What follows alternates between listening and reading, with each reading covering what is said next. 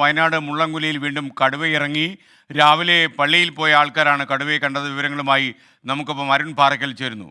Arun, good morning. പറയൂ Arun, latest updates എന്താണ് ഇതിൻ്റെ?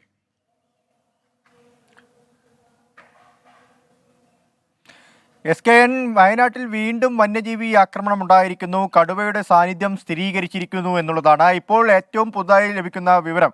ഈ കടുവ മുള്ളംകൊല്ലി ടൗണിനോട് ചേർന്നാണ് ഇറങ്ങിയിരിക്കുന്നത്. അതായത് മുള്ളംകൊല്ലി ടൗണിൽ നിന്ന് 50 മീറ്റർ അകലെയാണ് ഈ പള്ളിയുള്ളത്. ഈ പള്ളിയിലേക്ക് വരുന്ന സെൻറ് തോമസ് സ്കൂളിലെ ഹയർ സെക്കൻഡറി സ്കൂളിലെ അറ്റൻഡറാണ്. കാറിൽ വരുമ്പോഴാണ് ഈ കടുവയെ ആദ്യമായി കാണുന്നത്.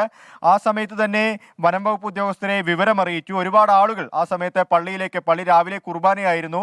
5:45 കൂടിയാണ് ഇവർ വരുന്നുണ്ടായിരുന്നത്. ഒരുപാട് ആളുകൾ വരുന്നുണ്ടായിരുന്നു. ആളുകളെല്ലാം തന്നെ ഭീതിയിലായി. അതിന് തൊട്ടടുത്താണ്, ഈ മുള്ളംകൊല്ലി ടൗണിനോട് തൊട്ടടുത്താണ് പാൽ സംഭരണ കേന്ദ്രമുള്ളത്. അവിടേക്കും ആളുകൾ വരുന്നുണ്ടായിരുന്നു. ഈ സമയത്താണ് കടുവയുടെ സാന്നിധ്യം കണ്ടത് എന്നുള്ളതാണ്.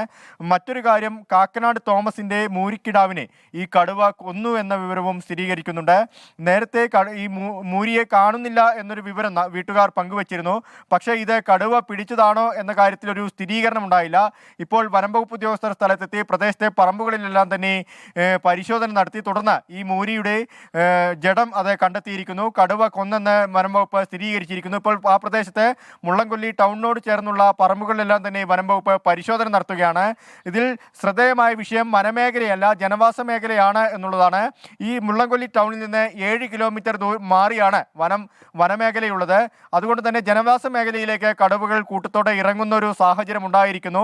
നേരത്തെ നാട്ടുകാരൊക്കെ തന്നെ ആരോപിച്ചതുപോലെ തന്നെ ഈ കടുവകൾ കർണാടക വനമേഖലയിൽ നിന്ന് കടുവകൾ കേരളത്തിന്റെ അതിർത്തി പിന്നിട്ട് ജനവാസ മേഖലയിലേക്ക് ഇറങ്ങുന്നു എന്നത് ഭയാനകമായ കാര്യമാണ്.